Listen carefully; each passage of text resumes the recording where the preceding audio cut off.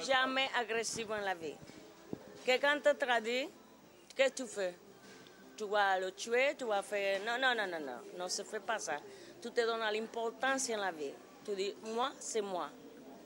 Et quand quelqu'un te fait du mal, tu le fais de bien. C'est tout que je dois dire. J'aimerais réagir avant une traite. Avant une traite, c'est mettre à la distance. Distancier d'elle, quoi. On peut pas mettre ensemble avant une traite. On peut pas vivre avant une traite. Ça dépend sur quel aspect qu'on le prend.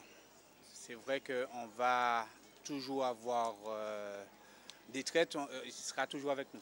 Donc, spirituellement, je répondrai spirituellement parce que c'est une question, c'est ce qui reviendra le plus.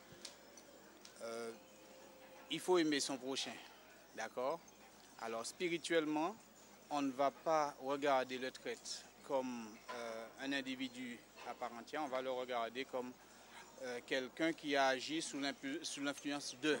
Donc c'est pourquoi il faut l'aimer quand même. Mais bon, ce sera difficile. En action, c'est plus difficile. Bon, si pas amis, ou pas demander malheur, ou pas demander qui bonnet. Oui, mais oui, c'est ça qui fait. Si c'est monsieur qui trahit vous, moi demandez un qui bonnet, elle fait malheur qui arrive après, mais vous demandez un qui bonnet. Je me venge. On pas prendre porte assassin, ça tout le monde traite. Ah, mais tellement trahison même. Tellement trahison, pas même savent qui j'ai pu contrôler ça. Trop trahison. Quand tu fais en traite, on te laisse tomber. Je trahis aussi. Ben, je vais le faire payer, c'est tout. Je vais me venger. Un traite, qu'est-ce qu'on fait? On l'assassine.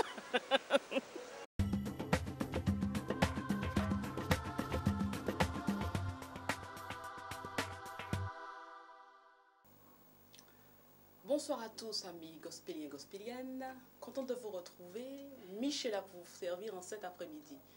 J'espère que la semaine a été suffisamment bonne, pas trop dure ni pas trop facile pour vous.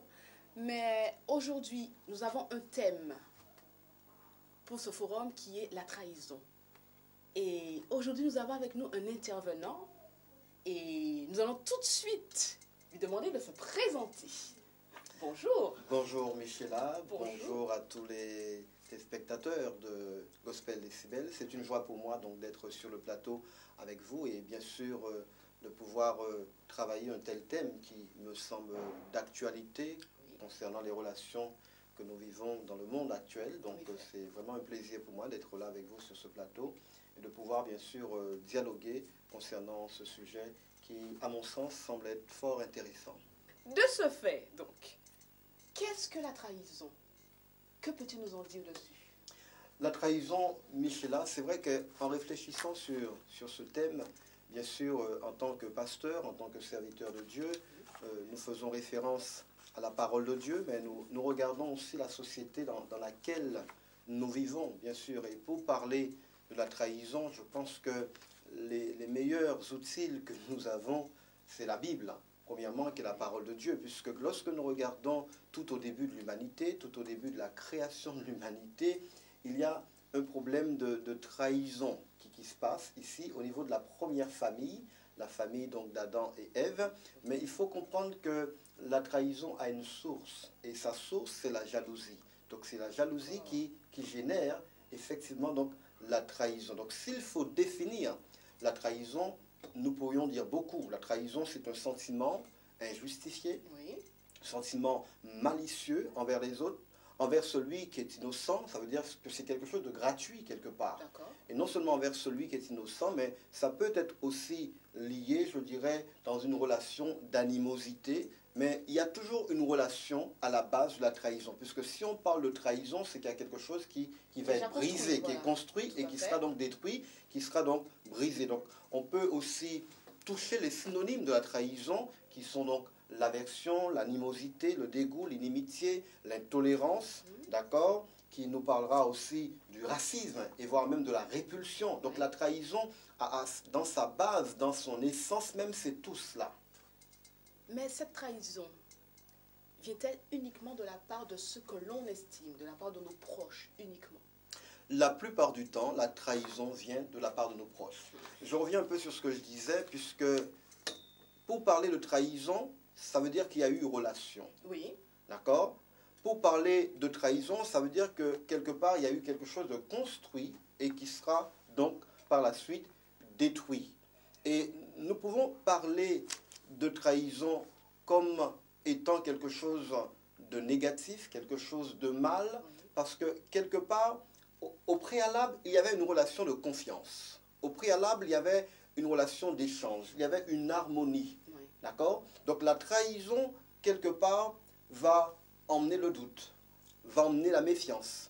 Mais cette trahison, je reviens là-dessus, puisque ça me semble être un élément capital, la trahison prend toujours naissance avec cette jalousie. Et il faudrait dire que tout un chacun, nous avons ce sentiment de jalousie en nous.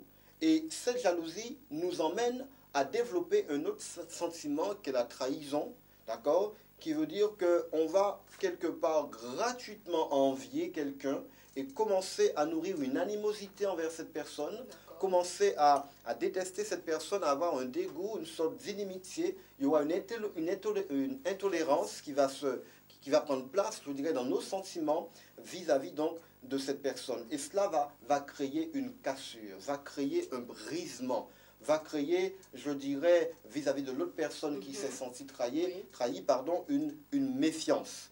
Donc, l'homme, quelque part, a ce sentiment en lui. Mais maintenant, il a besoin d'apprendre à le gérer, de le canaliser, d'accord? Et de privilégier, je dirais, la confiance, la relation, et de ne pas forcément voir le mauvais côté, mais le bon côté de son interlocuteur ou de celui avec qui il est en relation. D'accord. Il y a beaucoup d'effets. Mais mine de rien, c'est vrai que tout un chacun, un petit peu de jalousie, je suis jalouse, donc je commence un petit peu à envier l'autre. Donc, en effet. Donc, mais le diable, justement, ne se sert-il pas de cette trahison, de cette sensibilité pour nous faire croire que nous sommes trahis, du fait que dans l'état où nous sommes, quand on est trahis?